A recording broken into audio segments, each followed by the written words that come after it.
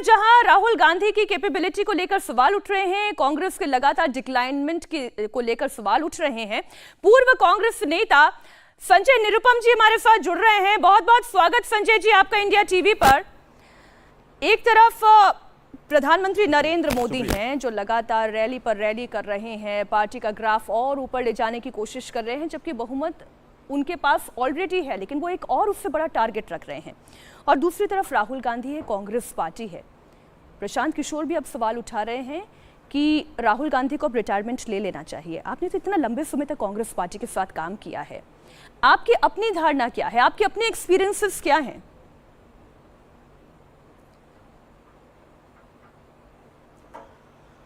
मेरे एक्सपीरियंसेस तो बहुत ही खराब हैं सच पूछिए तो, और उसके आधार पर जो मेरी धारणा बनी है वो बहुत ही खराब हो गई है।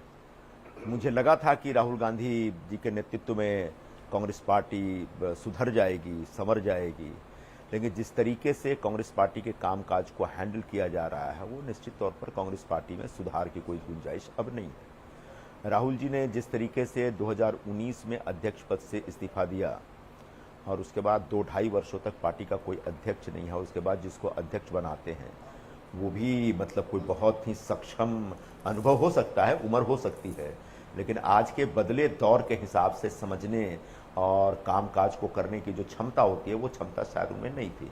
और जैसा कि मैंने बताया था पहले ही कि पूरी कांग्रेस पार्टी में इस वजह से कई अलग अलग पावर सेंटर्स बन गए हैं और कोई 5 पावर सेंटर्स हैं और सभी अपने अपने लेवल पे एग्जर्ट कर रहे हैं। उसमें क्या होता है कि पार्टी में जो बाकी कामकाज है बहुत सफ़र करता है। पार्टी के जो अलग अलग स्टेट में जो लीडर्स हैं, जो निर्दोष लीडर्स हैं, जो ज़मीन से जुड़ के काम करते हैं, जो बहुत ज़्यादा जो कांग्रेस की एक परंपरा है चापलूसी की, उन चापलूसियों में विश्वास नहीं करते और चाहते हैं कि मेरिट के आधार पर, योग्यता के आधार पर उनके कामकाज को आंका जाए और उसके आधार पर उनको आगे की मौका मिले या उनको अपना पॉलिटिकल स्पेस मिले पार्टी में।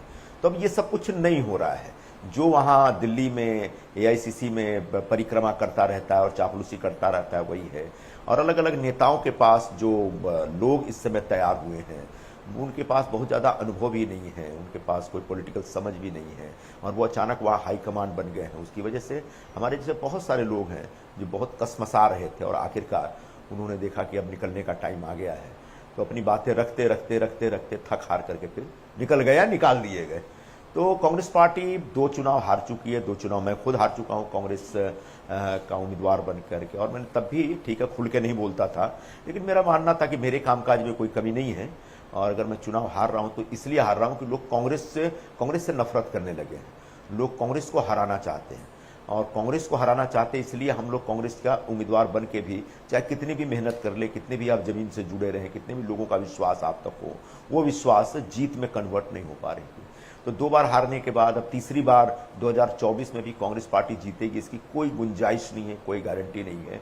हाँ, वो फर्जी गारंटियां दे सकते हैं लोगों को, जनता को अलग अलग नाम दे करके, न्याय और अन्याय के नाम पे, तो इन गारंटियों का कोई असर नहीं पड़ेगा क्योंकि लोग कांग्रेस पार्टी से ऊब चुके हैं। लोग कांग्रेस पार्टी को भारत की राजनीति से एकदम से अलग कर देना चाहते हैं। ये पार्टी फिर भी रहेगी, मैं आज ही बोल रहा हूँ, लेकिन कभी अब सत्ता में नहीं आ पाएगी और बहुत ही एक माइनॉरिटी पार्टी बनी रहेगी, एक छोटी पार्टी बनी रहेगी। जैसे ब्रिटेन वगैरह में लिबर्टन जैसी पार्टियां हैं, 5-10 MP हमेशा उनके आते हैं, वैसे इनके 10-15-20 MPs आते रहेंगे। कांग्रेस पार्टी तब तक बची रहेगी जब तक भारतीय जनता पार्टी दक्षिण भारत में अपने पैर नहीं जमाती। और अच्छा संजय जी, पैर जमाने का उनका अभियान शुरू हो गया है, उसको कब उनको कामयाबी जी संजय जी, मैं ये समझना चाह रही हूँ आपसे कि आपने कहा कांग्रेस पार्टी में 5 पावर सेंटर्स हैं और उस पावर सेंटर में एक राहुल गांधी भी हैं। राहुल गांधी का से विद इन द पार्टी कितना है और कितना इंपॉर्टेंट है? बहुत ज़्यादा है, बहुत ज़्यादा है और बहुत इंपॉर्टेंट है। अब मुद्दा यही है कि आपने अपनी जिम्मेदारी से अपने आप को मुक्त कर लिया, लेकिन लगातार आप पार्टी में एक सेंटर स्टेज पे बने रहना चाहते हैं, लगातार जो निर्णय प्रक्रिया है उसको प्रभावित करते रहना चाहते हैं और लगातार आप उस निर्णय प्रक्रिया में कई बार जो एकदम किसी काम के लोग नहीं है, महत्वपूर्ण लोग नहीं हैं, उन लोगों को आप एक जगह देना चाहते हैं या फिर उनको एक जिम्मेदारी देना चाहते हैं। उसकी वजह से क्या होता है कि एक पार्टी में जो काम करने वाले लोग हैं वो पीछे छूट जाते हैं और निकम्मे टाइप के लोग आगे आ गए। तो राहुल गांधी का महत्व है पार्टी में, इससे इनकार नहीं किया जा सकता। राहुल गांधी एक तरह कह सकते हैं कि इस समय भी, आज भले ही अध्यक्ष खड़गे जी हैं, लेकिन राहुल गांधी ही कांग्रेस का चेहरा है। लेकिन वो चेहरा बहुत ज़्यादा अब मतलब रिजेक्ट हो चुका है और कहीं ना कहीं राहुल जी को अब स्वीकार करना पड़ेगा कि साहब 10 वर्षों से लगातार प्रयास करने के बाद भी आपको सफलता नहीं मिल रही। इसका मतलब कहीं ना कहीं आप में दोष है। मतलब जो कहते हैं ना कि धूल चेहरे पे है और अब साफ आईने को कर रहे हैं आप, तो पहले अपना चेहरे का धूल साफ करिए। और चेहरे पर बहुत धूल पड़ चुका है और उस धूल की तरफ किसी का ध्यान ही नहीं जा रहा है। वो धूल को साफ करने की जरूरत ही किसी को महसूस नहीं पड़ रही है। नहीं, बल्कि उनका तो गुणगान किया जा रहा है। अभी मैं जितने भी कांग्रेस पार्टी के नेताओं के टाइमलाइन पर, एक्सपोज टाइमलाइन पढ़ती हूँ, तो बहुत खूबसूरत इंसान हैं, परिवार को लेकर बहुत प्यार करते हैं, देश के लिए उनके मन में बहुत मोहब्बत है, अपने उसूलों को लेकर कोई कॉम्प्रोमाइज़ नहीं करेंगे। इतनी बड़ी बड़ी बातें राहुल गांधी के लिए कही जाती हैं। देखिए, पहली बात, उसूलों के लिए कॉम्प्रोमाइज नहीं करना ये हो सकता है कि एक बहुत बड़ा मानवीय गुण हो, लेकिन ये बहुत बड़ा राजनीतिक गुण नहीं हो सकता। जो राजनीति है वो समय के साथ बदलती रहती है। जो लोगों के सरोकार हैं वो समय के साथ बदलते रहते हैं। तो राहुल गांधी का उसूल क्या है भाई? Nehruvian secularism. तो नेहरूवियन सेकुलरिज्म एक जमाने में बड़ा महत्व रखता था। जब 1947 में देश आज़ाद हुआ और गांधी जी के विरासत को हम लोगों ने आगे बढ़ाया, तब नेहरू जी ने इसका नेतृत्व किया और नेहरूवियन सेकुलरिज्म लोगों के नस नस में डाला गया। लेकिन धीरे धीरे ये जो विचारधारा है बिल्कुल उसी तरह से अपना प्रभाव छोड़ती चली गई या कमजोर होती गई या मरती चली गई, जिस तरीके से कभी कम्युनिज्म की विचारधारा खत्म हो गई थी। कम्युनिज्म जब आया था 1917 में बोल्शेविक क्रांति के बाद, तो आपने देखा होगा पूरी दुनिया में उसका एक प्रभाव था। वो एक लोग बहुत मतलब आइडियलाइज करते थे उस विचारधारा को और उस विचारधारा का प्रचार प्रसार जोरदार हुआ। लेकिन 1991-92 आते आते वो विचारधारा मर गई। तो हर विचारधारा की एक उम्र होती है। तो नेहरूवियन सेकुलरिज्म की भी एक उम्र थी जो खत्म हो चुकी है। अब एक नई विचारधारा ने हिंदुस्तान में अपना एक स्थान बनाया है और वह धार्मिकता का, धर्म से विमुख होकर नहीं, धर्म से टूट के नहीं। आज आप देखेंगे बड़े बड़े उद्योगपति हों, बड़े फिल्मकार हों, बड़े क्रिकेटर हों, अब वो सभी लोग बड़े शौक से, बड़ी खुशी से धर्म के आचरण को अपने में समाते हैं और धार्मिक कार्यक्रमों में हिस्सा लेते हैं। तो आप ऐसे वक्त पे जब पूरा देश धार्मिक हो रहा है, बल्कि मैं कहूँ दुनिया के हर देश में धार्मिकता बढ़ी है, तब आप धर्म को नकारते हैं, धर्म के प्रतीकों को नकारते हैं। जैसे अयोध्या में हुआ, अयोध्या की जो घटना सामान्य घटना नहीं थी। अयोध्या में भगवान राम के जन्म स्थान पर इतना भव्य मंदिर बना और वो मंदिर बनाने के लिए लोग कई सालों से संघर्ष कर रहे थे, आंदोलन कर रहे थे। वो इस देश के हर व्यक्ति के लिए बड़े गर्व की बात थी। लेकिन कांग्रेस पार्टी ने उसको लेकर एक बहुत बड़ी कंट्रोवर्सी खड़ी कर दी। उनने उसके अस्तित्व को, उस मंदिर के महत्व को मानने से मना कर दिया। कहा यह भारतीय जनता पार्टी का प्रोपेगेंडा प्रोग्राम था, जबकि राम का प्रोग्राम था। और राम बीजेपी के या किसी एक पार्टी के लिए, राम सब देखिए संजय जी, बाकी पार्टी के नेताओं को भी बुलाया गया था, लेकिन उन लोगों ने बहुत प्यार से, संजय जी आपकी बात का ये पहलू एक है, इसमें कोई दो राय नहीं है। लेकिन कांग्रेस पार्टी के ही नेता तो ये भी कहते हैं ना कि हम ईश्वर की पूजा करते हैं। राहुल गांधी शिव को मानते हैं, त्रिपुंड वो भी लगाते हैं, जनेऊ वो भी दिखाते हैं, नर्मदा की पूजा करने के लिए प्रियंका गांधी वाड्रा भी जाती हैं। तो धर्म तो एक निजी विषय है, इसे समाज के सामने लाकर इसे एक प्रोपेगेंडा का टूल क्यों बनाना, ये कांग्रेस पार्टी कहती है।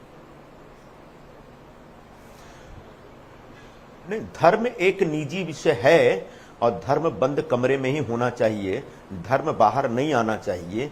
यह सेकुलरिज्म, ये नेहरूवियन सेकुलरिज्म का एक बहुत बड़ा आधार है और इसको वर्षों तक हमारा भी विश्वास इसी में था। जब मैं मुंबई का अध्यक्ष था तो मैं थोड़ा सा धार्मिक व्यक्ति प्रारंभ से रहा हूं, तो मैं मुंबई के कार्यालय में सत्यनारायण भगवान की पूजा करना चाहता था। तो मुझे कुछ साथियों ने मना किया कि मत करिए, एक कांग्रेस के धर्मनिरपेक्षता के सिद्धांत के खिलाफ है। मैंने कहा धर्मनिरपेक्षता ये तो नहीं कहता कि मैं अपने धर्म का आचरण नहीं करूं।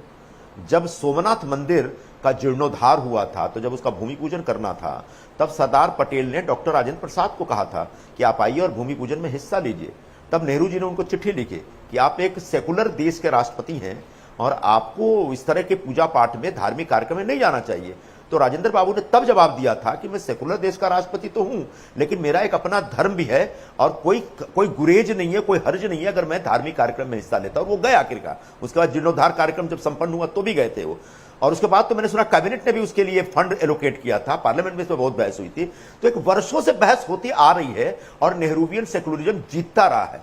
लेकिन अब जाकर के ऐसा हुआ कि ये जो सोच है ना, पूरी तरह से इररिलेवेंट हो गई है। इस सोच में विश्वास करने वाले लोग अब एकदम अल्पसंख्यक हो गए हैं, थोड़े से हो गए हैं। अच्छा, तो ऐसे में जब बहुसंख्यक समाज आपके विचारों को नहीं मानता, और उन वसूल एक मिनट, जब बहुसंख्यक समाज मतलब से हिंदू समाज नहीं, भारत की बहुसंख्या जब आपके नेहरूवियन सेकुलरिज्म को स्वीकार नहीं करता, तब आप उन उसूलों से जुड़े रहे और वो एकदम टिके रहे, तो एक अच्छा मानवीय गुण हो सकता है, लेकिन व्यवहारिक राजनीतिक गुण नहीं हो सकता।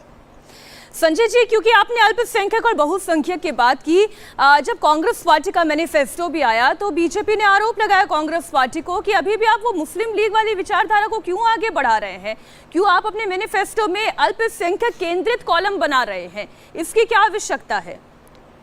इस बात में कितना दम लगता है आपको? वो एक पक्ष है, लेकिन पूरे में घोषणा पत्र की बात करूं तो 25-30 सालों से घोषणा पत्र लोग बना रहे हैं और हर घोषणा पत्र बाद में जाकर के डस्टबिन में पड़ा रह जाता है। पिछले 2 इलेक्शन का घोषणा पत्र कहां है, इसको भी चेक करना चाहिए। वो घोषणा पत्र तो आपकी घोषणाओं पर अब भरोसा नहीं रह गया। आप हर इलेक्शन पे, हर चुनाव पे कुछ नया एक शब्द इजाद करते हैं और उसके साथ खेलना चाहते हैं। मुझे जहां तक याद आ रहा है कि 2019 में भी न्याय के नाम से आपने कुछ कहा था कि 600 रुपए देंगे हम सभी लोगों को, कुछ इस तरह 6000 या 600 रुपए देने का प्लान था। लोगों ने रिजेक्ट कर दिया।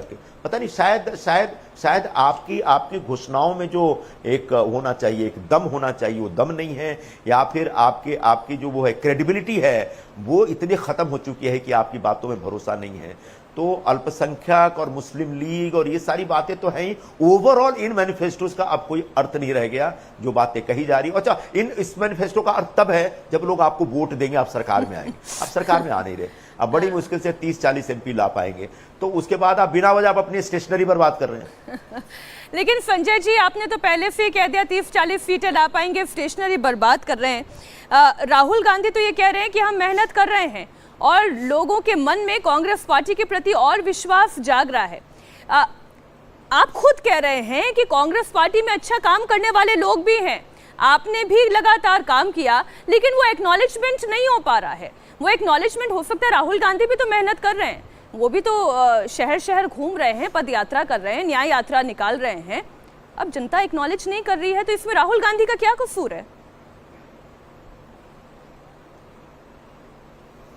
हाँ, मैं इसका एक एस्पेक्ट बताना चाहूंगा। राहुल जी को अक्सर हम देखते हैं कि ट्रक ड्राइवरों के साथ मीटिंग कर रहे हैं, कूली लोगों से मिलने जा रहे हैं, कारपेंटर लोगों से मिलने जा रहे हैं, बहुत अच्छी बात है।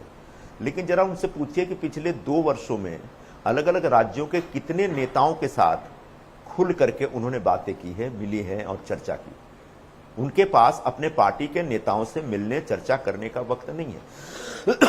लेकिन YouTube का एक वीडियो बनाने के लिए खेत में जाके धान की खेती करने का फुर्सत है, तो भाई आप धान की खेती कर लीजिए, नेतागिरी छोड़ दीजिए। तो अगर आप पार्टी पर कंट्रोल भी करना चाहते हैं, पार्टी को शेप भी देना चाहते हैं, पार्टी पर अपनी विचारधारा थोपना भी चाहते हैं, तो कहीं ना कहीं आपका एक संवाद अपने पूरे एक नेतृत्व के साथ, देश भर के नेतृत्व के साथ होना चाहिए। वो दरअसल नहीं हो रहा है, जैसे होना चाहिए हो नहीं रहा, मिलते ही नहीं लोगों से।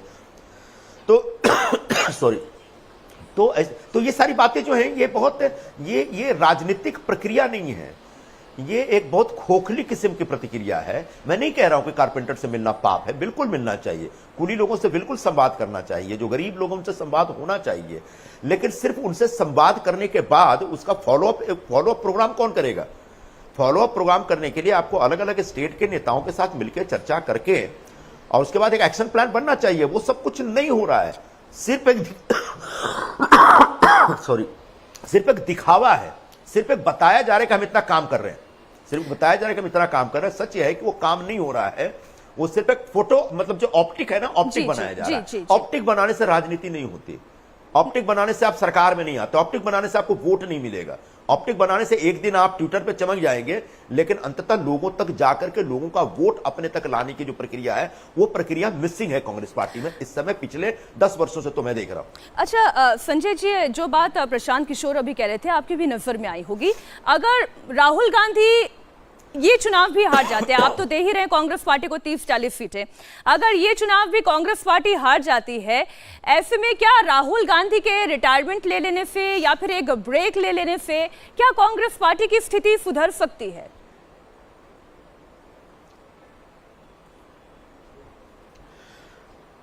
मुझे तब भी सुधरेगी इसलिए कि ये चले भी जाएंगे, छोड़ भी दिया इनने, रिटायर भी हो गए, तो भी है कौन पार्टी चलाने वाला? वहां दिल्ली में जो नेतृत्व आपने तैयार कर रखा है वो सिर्फ राज्यसभा के लिए तपस्या कर रहे हैं। तो ऐसे तपस्वी जो सिर्फ राज्यसभा की सीट के लिए लगे हुए हैं, जिनका जमीन से कोई नाता नहीं, जो जमीन पर क्या हो रहा उससे कोई वाकफियत नहीं है, जो जमीन पर क्या होना चाहिए इसकी कोई समझ नहीं है, जिनके पास कोई एग्जैक्ट रिपोर्ट नहीं है कि अलग अलग राज्यों की समस्याएं क्या है। परसों मैं प्रियंका जी का भाषण सुन रहा था, वो पेपर लीक के ऊपर राजस्थान जयपुर में बोल रही थी। अशोक गहलोत की सरकार का सबसे बड़ा जो पाप था वो पेपर लीक था। 70 बार पेपर लीक हुए थे। रोज जयपुर में वहां के छात्र धरना प्रदर्शन करते थे और अपोजिशन ने उसको बड़ा मुद्दा बनाया था।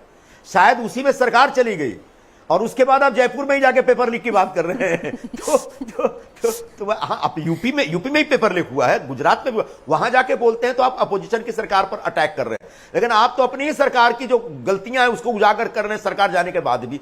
तो इस प्रकार की बड़ा इर्रेलेवेंट सी और बड़ा असंतुलित किस्म सी बातें और काम हो रहे हैं, वो उससे लोग कनेक्ट नहीं कर पाते हैं। तो कंप्लीट डिस्कनेक्ट है कांग्रेस का और जनता का, नेताओं का और लोगों के इश्यूज का।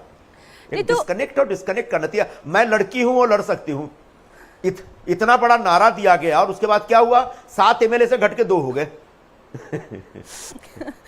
मेरा हंसना हो सकता है ये अच्छा नहीं लगेगा, आप तो देखिए पॉलिटिकल फेस है, आप हंस सकते हैं, लेकिन संजय जी अगर मैं आपसे पूछूं कि कांग्रेस पार्टी का रिवाइवल प्लान क्या हो सकता है, या मैं प्रशांत किशोर की ही भाषा में पूछूं री इनकारनेशन कांग्रेस पार्टी का कैसे हो सकता है?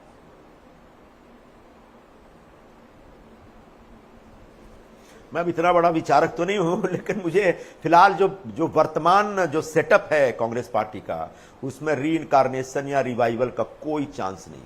और जो लोग बेचारे आज भी किसी उम्मीद में कांग्रेस में बैठे हैं, उन सबसे मैं बोलूंगा कि जब मेरे जैसे व्यक्ति की कोई पूछ या एक्नॉलेजमेंट या रिकॉग्निशन नहीं है तो आप लोगों का कुछ नहीं होने वाला है। जितना जल्दी हो निकलिए, या तो राजनीति छोड़ दीजिए या कहीं और किसी और प्लेटफॉर्म पे जाकर के आप जो समाज सेवा का काम करना चाहता है किसी राजनीतिक पार्टी के जरिए वहां करिए, लेकिन कांग्रेस में अपना समय बर्बाद मत करिए। हाँ, जिन्हें 10-20 लोगों को राज्यसभा की एक उम्मीद लगी हुई है, राज्यसभा के लिए तपस्या कर रहे हैं, उन सबको वहां पर रहने दीजिए। बाकी अगर आप जमीन पे उतर करके जमीनी स्तर पर लोगों की सेवा करना चाहते हैं, लोगों का काम करना चाहते हैं और लोगों के इश्यूज पर आप आंदोलन करना चाहते हैं, तो कांग्रेस पार्टी वो मंच नहीं रहा। संजय निरुपम जी, इंडिया टीवी को समय देने का आपका बहुत बहुत शुक्रिया।